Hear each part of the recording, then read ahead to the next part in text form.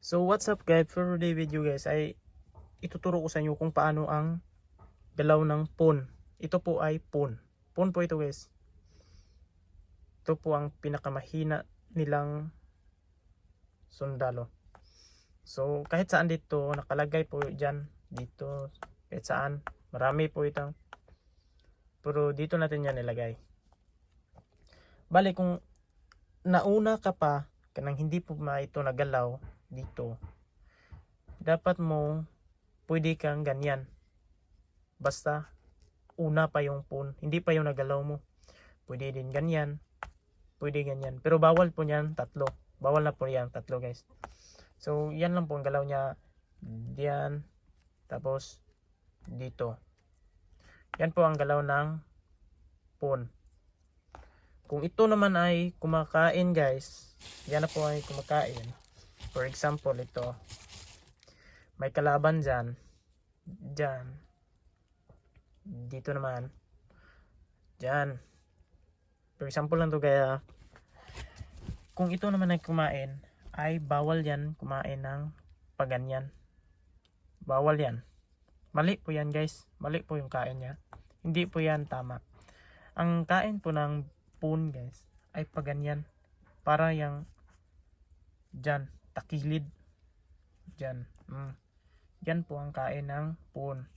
Tapos dito naman ay paganyan din. Patakilid din. Ganyan. Yan po ang kain ng pawn. At pag nandyan naman ang kalaban, dito naman yan. For example dyan, may kalaban ng ganyan. So basta yung kain lang niya ay patakilid lang talaga guys. Yan, dyan, kain na yan. Tapos bawal na yan ang ganyan, bawal po yan. Dapat dito yan, patakilid yan. Takilid lang yung kain ng pawn na yan. So yan lang po guys, takilid lang po ang kain ng pawn. So pag ito naman ang pawn ay okay, kunin muna natin ito guys ha. Ito for example, dito ka, yan, at nakapunta ka dito, hanggang sa nakapunta ka dito guys, at hanggang nakapunta ka dito, at dito naman nakapunta ka, at hanggang dito ay pumili ka na sa kanila.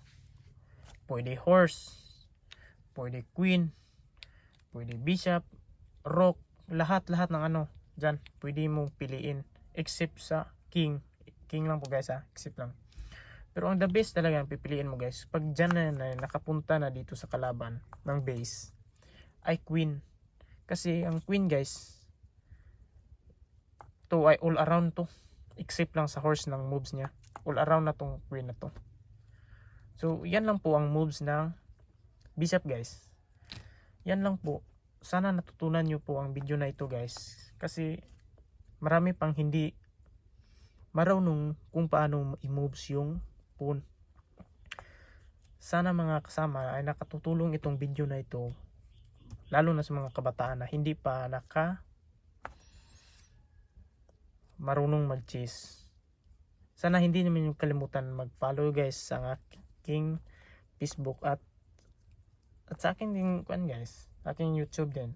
Kung interesado kayo sa akong video na ito ay huwag niyo man kalimutan i-follow guys. So salamat pala sa panonood niyo at God bless and thank you.